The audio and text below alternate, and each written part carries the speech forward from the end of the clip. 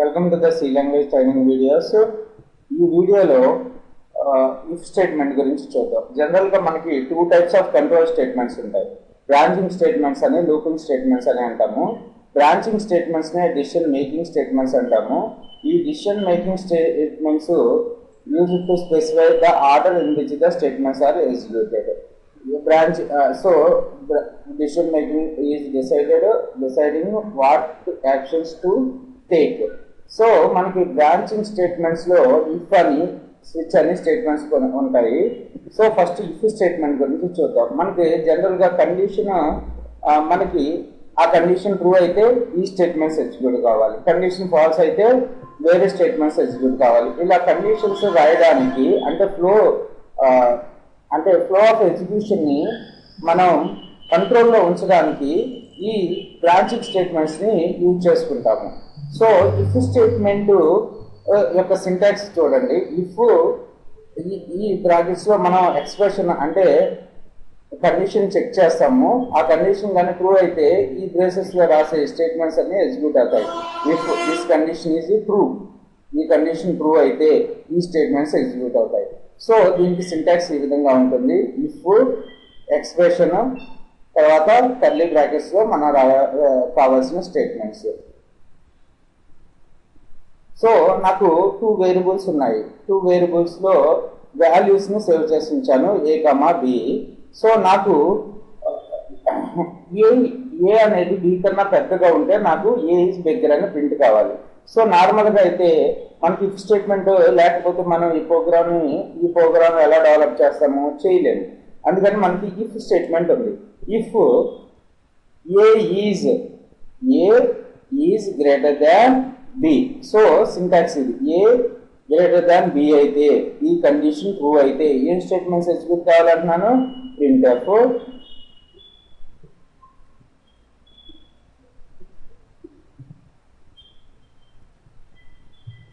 A is bigger.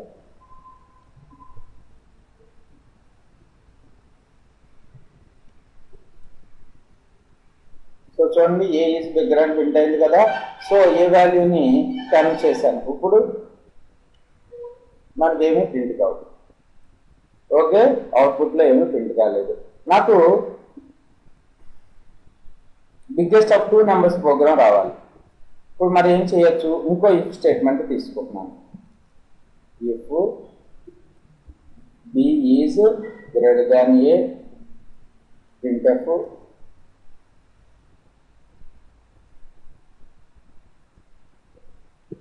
B is bigger.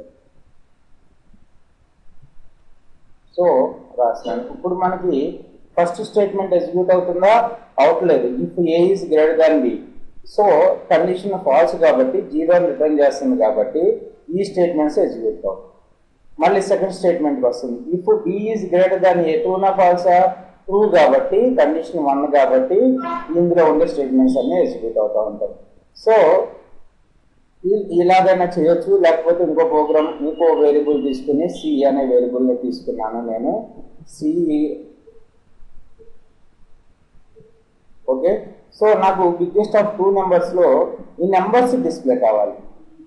Okay, 13 అయితే ఏ greater than B అయితే ఏ value, B greater than ఏ అయితే B value print కావాలి. So దాని purpose C అనే variable తీసుకుంటున్నాను. ఏ ఈజ్ గ్రేటర్ దాన్ బి అయితే సిలోకి ఏం పంపిస్తున్నానంటే ఏని పంపిస్తున్నాను. బి ఈజ్ గ్రేటర్ దాన్ ఏ అయితే సిలోకి బిని పంపిస్తున్నాను. ఓకే, ఫైనల్గా ఇక్కడ ప్రింట్ఎఫ్ స్టేట్మెంట్ రాస్తున్నాను.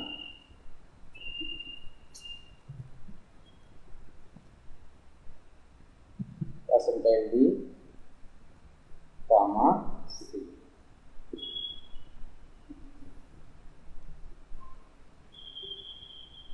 సో మనకి 13 ప్రింట్ అయింది. సో బి అనేది ప్రింట్ అయింది. ఓకే, సో తర్వాత ఇక్కడ ఇఫ్ తర్వాత ఎన్ని స్టేట్మెంట్స్ రాస్తున్నాను నేను కర్లీ బ్రాకెట్స్ లో, ఒకటే స్టేట్మెంట్ రాస్తున్నాను కాబట్టి మనకి కర్లీ బ్రేసెస్ అవసరం ఉండదు. అదే 2-3 స్టేట్మెంట్స్ రాస్తేనే మనకి కర్లీ బ్రాకెట్స్ అవసరం అవుతాయి. ఓకేనా. సో నేను ఇక్కడ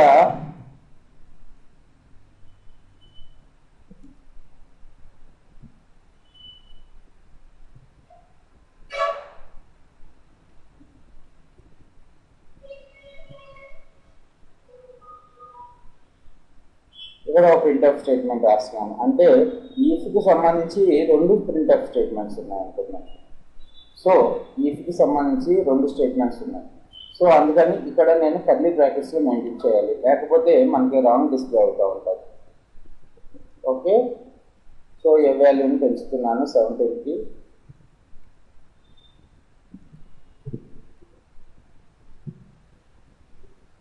ప్రింట్ అయింది.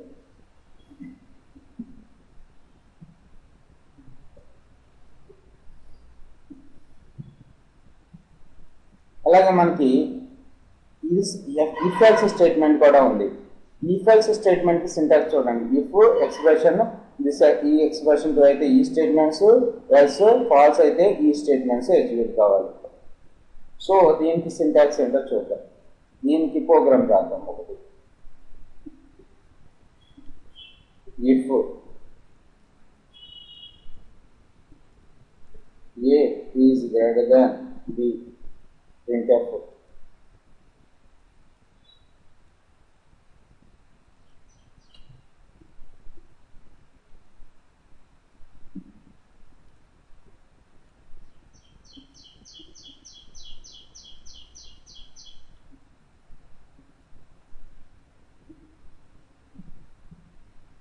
Else printf.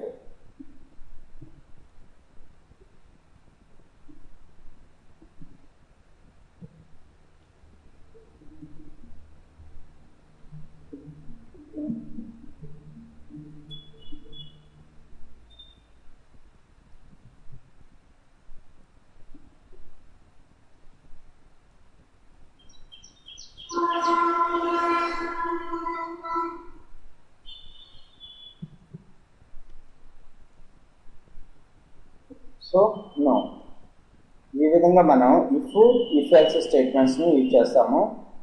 నెక్స్ట్ వీడియోలో నెక్స్ట్ ఇఫ్ స్టేట్మెంట్ గురించి చూద్దాం. Thanks for listening.